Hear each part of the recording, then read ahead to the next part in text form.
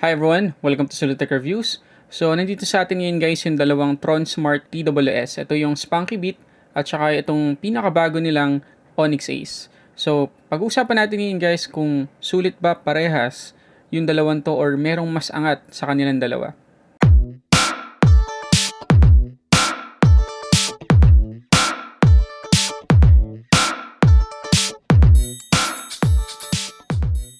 Ngayon itong Onyx Ace guys, pinadala mismo sa akin ng Tronsmart. Ito yung pinakabagong nilang release ng TSS. So makikita nyo naman guys sa box, yung ilang features na pinagmamalaki nila sa TSS na to. Una na dyan guys ay meron tong Qualcomm aptX support at crystal clear calls. Meron siyang quad microphone array. So mamaya test natin yan kung totoo or malinaw ba talaga yung boses natin kapag gamit natin to sa calls. Ito namang isa guys ay pinadala sa atin ng Gadget Z PH. Sa kanila tayo guys pwede rin bumili ng Mi Zone B6 kung maalala nyo yun. So ito naman guys meron ding Qualcomm aptX support at hindi katulad nitong Onyx Ace na merong quad microphone array. Ito walang ganon. So ang tanging pinagmamalaki nito ay yung aptX support. Parehas naman silang aptX guys, so tatry natin parehas. Pero unahin natin yung design. So ito guys yung Onyx Ace. Makikita nyo naman na napaka-familiar ng design, napaka-typical na TSS itsura. So meron tayo ditong chrome, tapos sa gitna niyan meron tayong LED indicators para sa charging, para sa battery charge, para ma-monitor natin guys. Tapos Tronsmart branding, tapos chrome all over dito.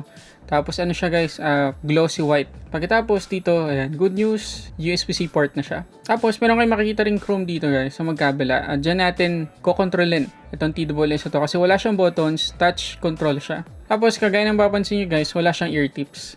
So, hindi siya ganun kahigpit sa tenga natin. Pero in fairness naman dito guys, mas mahigpit to sa tenga natin kumpara dun sa Sabbat Vooplay. So, pagdating sa comfort guys, mas gusto ko to kasi dun sa Vooplay. Ngayon, ito naman guys yung Spunky. Napaka-unique ng design niya guys. Una-una na, meron siyang leather strap dito. Well, hindi naman ito yung kaisa-isang TSS na nakita kong may ganito.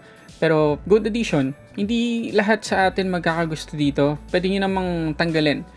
Detachable siya. Gamit lang kayo ng gunting. Tapos, matte finish siya guys. Yan. At merong Tronsmart branding dito. Tapos, dito sa harap, makikita nyo na merong 4 na LED indicators din para ma-monitor natin kung ilan na lang yung percentage na natitira sa battery. Tapos, sa likod, good news din. Naka-USB-C port na rin siya.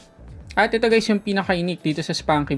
Ayan, may sarili siyang charging cable. Ayan.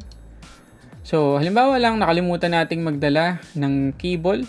Hindi na tayo mag-aalala kasi merong sariling naka-attach na charging cable dito sa Spunky.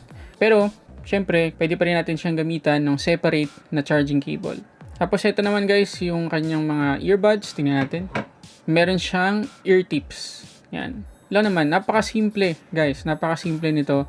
At kung i-compare guys dito sa design ng Onyx Ace, mas gusto ko to pagdating sa comfort kasi hindi talaga siya madaling matanggal sa tenga. At gustong gusto ko guys yung footprint niya sa tenga dahil napakaliit lang, napakasate lang guys kapag suot-suot natin siya. Alam mo yung hindi ka maiilang masarap suotin tong Spunky kasi hindi siya naka-protrude dun sa tenga natin, tapos sobrang gaan lang. Alam mo yun, basta parang panalo to pagdating sa comfort guys. Ulitin ko, hindi siya nakakailang suotin. So pagdating guys sa design ng dalawang to, mas gusto ko itong Tronsmart Spunky kasi mas practical yung design niya all over pagmula sa charging case kasi may sarili na siyang charging cable plus yung TSS niya napakasarap suotin sa tenga. Alam mong hindi malalaglag sa'yo kahit gamitin mo to guys sa workout. Unlike dito sa Onyx Ace, okay naman siya kung tutuusin. Typical na earbuds pero madali siyang malaglag kasi wala siyang ear tips. So ulitin ko, pagdating sa design, ibibigay ko yun sa Spunky. Okay, next guys ay yung kanilang specification. Actually guys, natuwa ako sa instruction manuals nitong Tronsmart kasi kompleto yung details sa loob. Pati yung specification, yung controls, lahat nandito. So unahin natin yung specification ng Tronsmart Onyx Ace. So itong Tronsmart Onyx Ace guys ay merong Qualcomm QC3020 na chipset. Syempre naka Bluetooth 5.0 na siya. At supported niya yung aptX, EAC at SBC codec. At ang isa pa sa difference na makikita natin dito sa Onyx Ace compared sa mga TSS na review na natin, malayo guys yung connection distance niya. Up to 15 meters. Hindi 10, 15 meters. Ngayon pagdating guys sa battery tsaka sa charging time. Sa battery, bawat earbuds ay merong 40 mAh na capacity. Yung charging case naman ng Onyx Ace ay 400 mAh. Tatagal naman ng up to 5 hours ang playback time ng Onyx Ace kung naka 50% volume ka. Samantalang 24 hours naman ang itatagal ng charging case kapag naka 50% volume din tayo sa earbuds. Pagdating sa charging time, yung earphones ay tatagal ng 1 hour 20 minutes bago natin ma-fully charge. Yung charging case naman ng Onyx Ace ay tatagal ng 1 hour and 30 minutes para ma-fully charge. Next naman guys, itong Spunky Beat. Katulad ng Onyx Ace, meron din siyang Qualcomm QCC 3020 na chipset. Naka-Bluetooth 5.0 na rin siya. At supported niya rin ng aptX, AAC at SBC. At malayo din yung connection distance niya. Aabot din ng up to 15 meters. Ngayon pagdating sa battery life guys, tsaka sa charging time, mas matagal itong Spunky Beat. Although bawat earbud ay meron lang 35 mAh at yung charging case ay 350 mAh lang. Pero sa playback time, aabot ng 7 hours yung earbuds kapag naka 50% volume tayo. At 24 hours din yung charging case kapag naka 50% volume tayo. Sa charging time, yung earbuds ay mapu-fully charge natin within 50 minutes lang. Yung charging case naman, 2 hours ang kailangan para ma-fully charge. At itong Onyx Ace guys, tsaka itong Spunky Beat ay parehas naka IPX5 na IP rating. So, sweat-proof, dust-proof, tsaka splash-proof. So, kung maabutan tayo ng ulan or mabasa natin ng pawis to habang nag-workout or naglalakad, walang problema. Huwag lang natin syempre ilulubog sa tubig. Okay, next naman guys ay yung kanilang controls. Dito sa Onyx Ace guys, kailangan nating itap ng 2 beses yung left or right earbud para sa play at pause. Itap and hold naman natin for 2 seconds yung right earbud para sa next track. Tap and hold for 2 seconds naman yung left para sa previous track. Tap once sa right para sa volume up. Tap once sa left para sa volume down. Dito naman sa Spunky Beat, tap once din left or right para sa play at pause. Tap and hold naman for 2 seconds yung left earbud para sa next track. Tap and hold for 2 seconds yung right para sa previous track. Tap 3 times yung left earbud para sa volume up. At tap 3 times sa right earbud para sa volume down. Okay, so may napansin ba kayo guys sa controls ng dalawang to? So, dito sa Onyx Ace, napaka-typical. So, yung mas lamang pa rin na controls o yung nagli-lead na control pagdating sa volume up tsaka sa next track ay yung right earbud, which is typical kasi yun naman yung madalas na ginagamit natin, yung right natin. Pero dito, lefty siya. So, yung next track nasa left, pati yung volume up nasa left din. Magandang option to guys kung sakali na lefty ka or mas lamang na ginagamit mo palagi yung left hand mo. Magandang option ng Spunky Beat. Pero overall guys, pagdating sa controls, wala din ako masabi. Maganda, napaka-responsive naman at saka meron sila parehas volume controls. Okay, so doon tayo guys sa sound quality. Okay, before natin guys puntahan yung sound quality, ulitin ko lang na parehas silang merong aptX codec support. Marami guys yung nagtanong sa inyo doon sa Vooplay full review kung paano ba nalalaman kung yung phone natin or yung device na gagamitin natin para i-connect yung TWS, merong aptX support din. So, ang pinakamabilis guys na paraan para malaman natin kung yung phone or device natin na ginagamit ay merong aptX support ay pumunta sa gsmarena.com.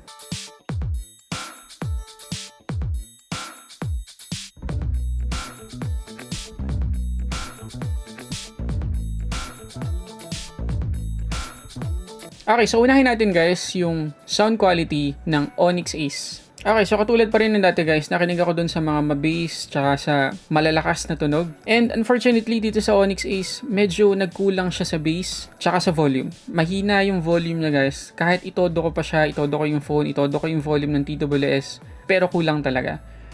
Ngayon pagdating naman guys sa sound quality ng Spunky Beat, dito sobrang ganda guys ng tunog. Well, hindi naman kasing ganda ng Vooplay or ng Sabbat TWS or ng Mi Zone B6. Pero ang lapit niya na doon. Parang ang lapit talaga guys. Ang ganda nung bass, ang ganda nung volume niya, malakas, clear lahat. Basta pasado sa akin tong Spunky Beat. Sipang-sipa talaga guys yung bass. Ang ganda. Hindi ganoon kalakas katulad sa True Free Plus. Pero ang lapit niya na guys sa Mi Zone B6 pagdating sa overall quality.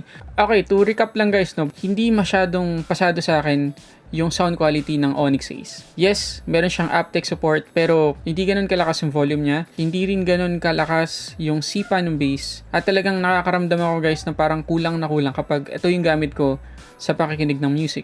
While dito, sa Spunky Beat, ang lakas lahat. Hindi kasing lakas yung volume guys ng Vooplay kasi halos mabingi na tayo doon. Pero sapat na sapat guys yung lakas nito para ma-appreciate mo yung bass, marinig mo lahat ng details ng pinapakinggan music. Basta pasado sa akin to. Ang ganda ng quality nitong Spunky Beat. Pero guys, pagdating sa call quality, ibang usapan na. Pakinggan nyo to. Okay, so itong naririnig nyo guys ay nanggagaling sa microphone ng Spunky Beat. Mapapansin niyo guys na merong konting-konting ingay habang nagsasalita ako. Baka hindi nyo na rin marinig. Pero kapag naka-earphones kayo guys, marinig nyo yung sinasabi kong parang nagkikiskisan habang nagsasalita ako. Pero mawawala din kapag huminto ako sa pagsasalita. So nawala, di ba? Pero for the most part naman guys, maririnig na kausap nyo yung boses nyo kapag gamit nyo yung Spunky Beat sa call. Kasi sapat naman yung volume, pero meron ding effect na parang alayo ko sa microphone. Ngayon, dagdagan natin guys ng ingay sa paligid kung papasa pa rin ba siya. Okay, so may ingay na guys ng paligid natin. So hindi man niya guys na maintain yung lakas ng volume ng boses natin habang wala pang ingay kanina. Pero kahit na maingay yung background natin, mapapansin nyo na angat pa rin yung boses ko. Hindi tayo mukhang nasa ilalim ng tubig. So hindi nyo na paghahalo yung background noise sa boses natin. So good sign din yun. Okay, so ito naman guys, narinig nyo ay galing naman sa microphone ng Onyx Ace. At mapapansin nyo guys na talagang crystal clear, no? Wala akong masabi. Totoo yung sinabi dun sa box na malinaw yung boses natin kapag calls or siguro kahit video conferencing, ganito na rin yung pwede nating i-expect sa kanya na quality. Pero dagdagan natin ngayon ang background noise.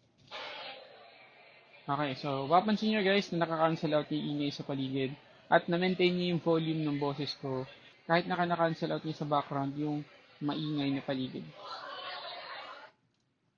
Okay, so sa napakinggan natin guys, obviously, lamang na lamang naman doon yung Onyx Ace. Kasi nga, pinagmamalaki nila na crystal clear calls kasi meron silang 4 microphone array or quad microphone array. So, talagang lamang siya doon. So, kung meron tayong gagamitin sa dalawang to for calls or video conferencing, lamang dyan yung Onyx Ace. Okay, so, anong verdict natin guys sa dalawang to? So, ulitin ko lang guys, no? Pagdating sa sound quality, sa design, sa comfort, sa battery life, Spunky Beat tayo. Kasi ang tagal guys ng battery life nito ay 7 hours playback time per charge. Samantalang to 5 hours lang yung itatagal niya. Pero pagdating naman sa calls, angat dito yung Onyx Ace. Pero kung ako lang naman, dito na ako sa Spunky Beat kasi hindi naman din ganun kasama yung microphone quality niya. At lamang na lamang talaga siya pagdating sa tunog kapag nakikinig ka ng music. O nga pala guys, pagdating pala sa latency, pareha silang halos walang delay kasi nga aptX, wala naman tayong marereklamo pagdating sa latency kapag merong aptX support yung isang TWS. So check natin guys yung price nila, no? Sa Lazada, current price niya kapag bumili tayo sa Gadget Z ay 1,399 pesos. Yung Tronsmart Onyx Ace naman guys, iba-iba yung price na makikita nyo sa Lazada. Katulad nito, siya yung may pinakamadaming rating kumpara sa iba, pero siya din yung pinakamahal. Ang price niya ay 2,184.05. May 0.05 pa sa dulo. Yung susunod naman na mataas yung rating guys na Onyx Ace ay 1,644. Pero alin man doon guys, yung mapili nating seller ng Onyx Ace, mas mura pa rin talaga yung Spunky Beat.